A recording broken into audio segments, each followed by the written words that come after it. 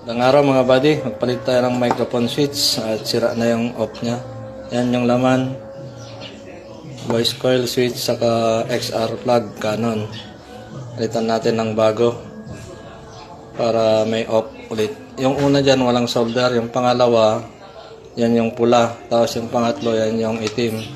Bale yung pula niyan connected dun sa switch hanggang dun sa may XR plug. Tapos yung itim connected din yan sa baba.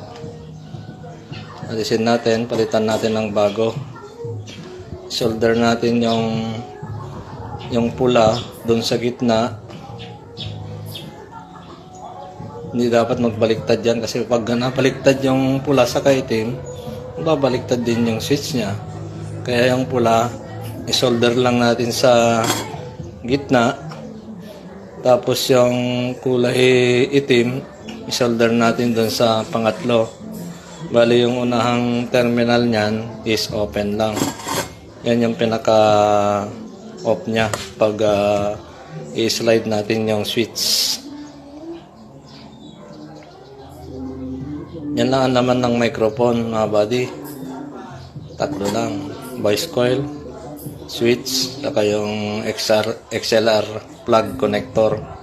Yan, tapos na natin mahinang. Ang nangyari naman, natanggal yung connection wire doon sa Canon. Kaya yan, pinalatan natin.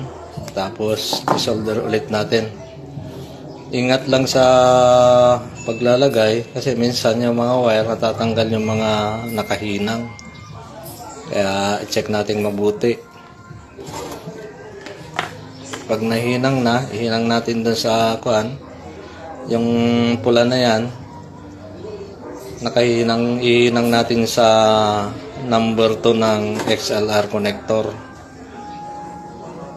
Tapos yung black yan, nakahinang doon sa number 3. Yan yung pinaka-ground nya mga buddy. Ayan, matatapos na tayong hinang.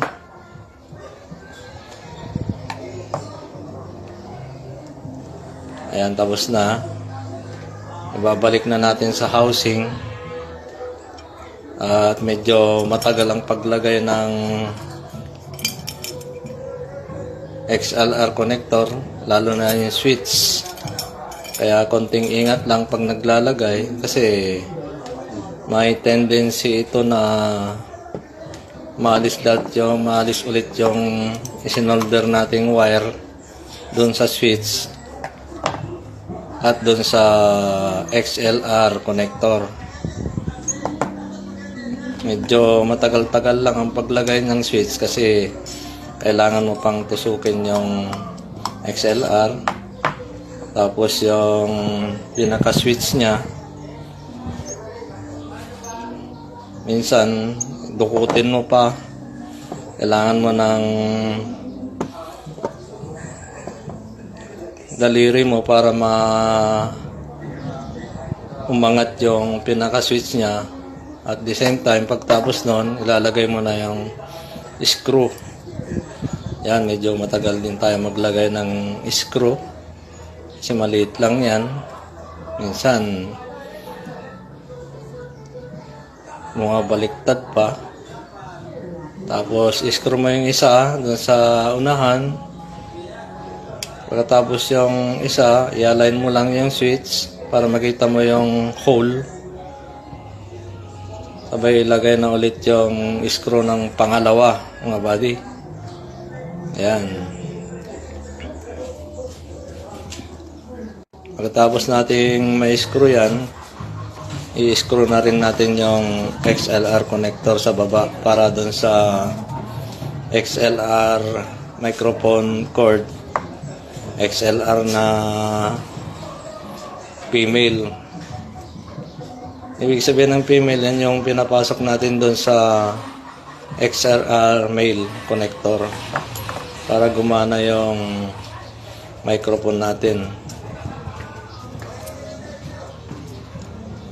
Medyo matagal lang nga buddy ang paglagay ng mga switch. Kailangan naka-align, kahit konting ingat para hindi paputol yung mga wire. Alam mo naman yung mga wire ng microphone, medyo may pagkapayat. Ikot natin yung XR plug para doon sa hole niya ma-align at madali lang ilagay mamaya. Tapos nun, ilagay na natin yung voice coil at nilagay na natin yung switch. Ilagay na natin yung microphone cover.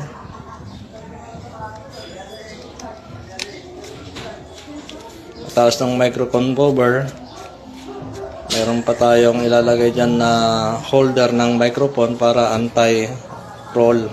Pag nahulog, hindi siya mahuhulog kahit ipatong mo sa mesa. Ayan mga buddy, okay na. Okay na yung on saka off. Pwede nang gamitin mga buddy. Salamat.